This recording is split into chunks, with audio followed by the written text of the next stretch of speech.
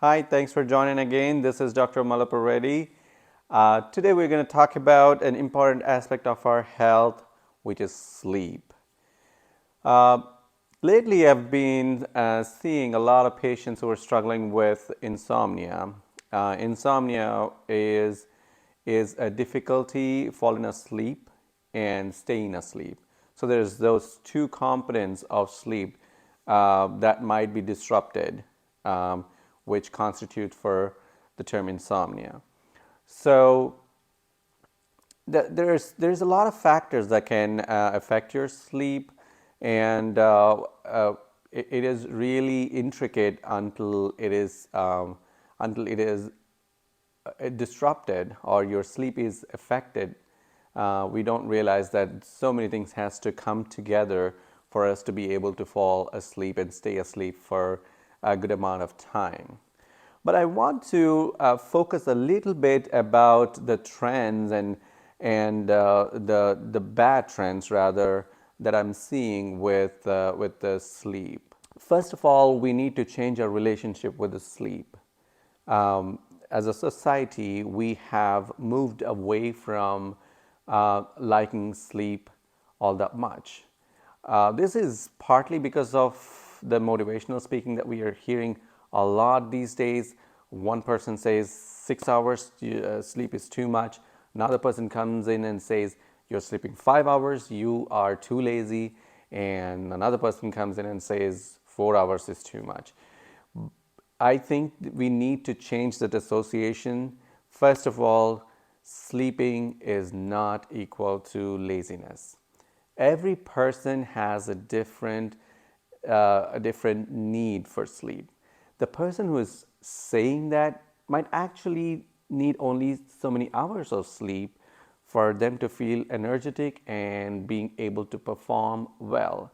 But that's not true for most of the people. Um, you might have heard a lot of times the average duration of sleep you need is probably around 7 hours, but it can range a lot from 9 hours to 6 hours, and those exceptional cases even fewer hours than that. So you need to always think about your needs, your sleep needs, when you're planning about your day, rather than just, hey, my friend is doing that, I should be able to do that work with that much less sleep. No, it's everybody is different. As with everybody is different in their capacity to. The simplest example is lifting heavy objects. One person can lift 50 pounds, another person can lift 300 pounds. If a person who can only lift 50 pounds goes and tries with a 300-pound, one probably will not move. The other outcome could be, even if he lifts that, he's going to injure his body physically. So that's what is you're doing to yourself when you're trying to emulate or uh, emulate that kind of sleep, lack of sleep, which other persons are able to perform. So don't do that. Don't compare other person's sleep requirement to yours. Um, so plan your day, plan your nights rather, according to your sleep need. Another common thing I hear is the lack of time. I don't have enough time to sleep.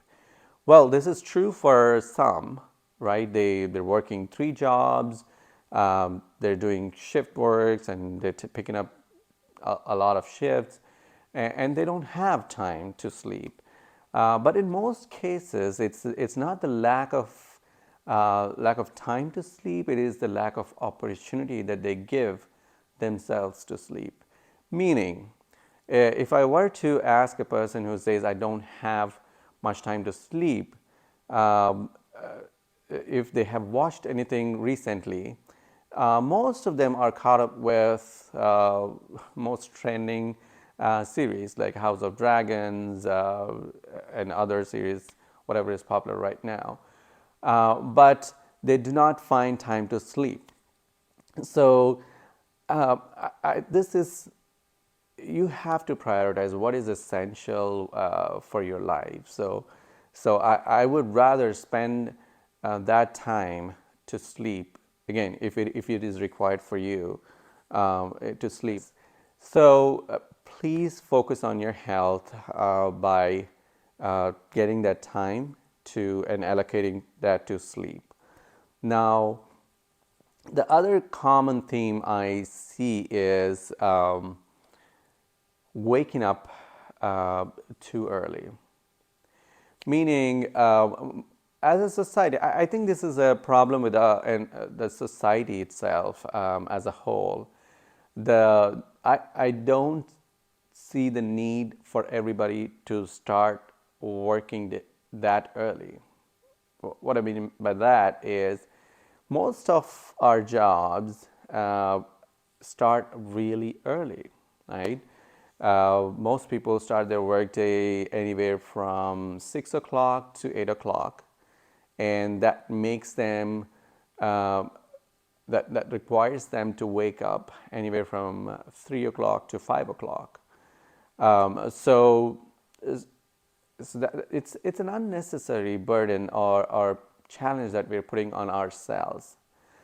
Uh, if we can move the work start time to a little bit later, people who are late sleepers, meaning who cannot sleep earlier part of the night but can sleep through the morning hours a little bit better, hopefully they can get that few hours of sleep. And this is also very important. You might have heard about the teens requiring that sleep during the early morning hours. This is due to the circadian rhythm change. The rhythm of their sleep entirely changes during that phase, and it moves it to a later time. And you might have heard about California changing the school hours, which is great. But as a whole society, if we can do that, I think it'll be very, very advantageous. Um, the reason being, for the people who have to sleep that earlier hours of the morning, they can get that sleep. But for the people who wake up early, who naturally wake up early, they'll have a wonderful time that they're able to use to work out or read or uh, do things that will rejuvenate their personality, their body, and their health, their mental health, their physical health.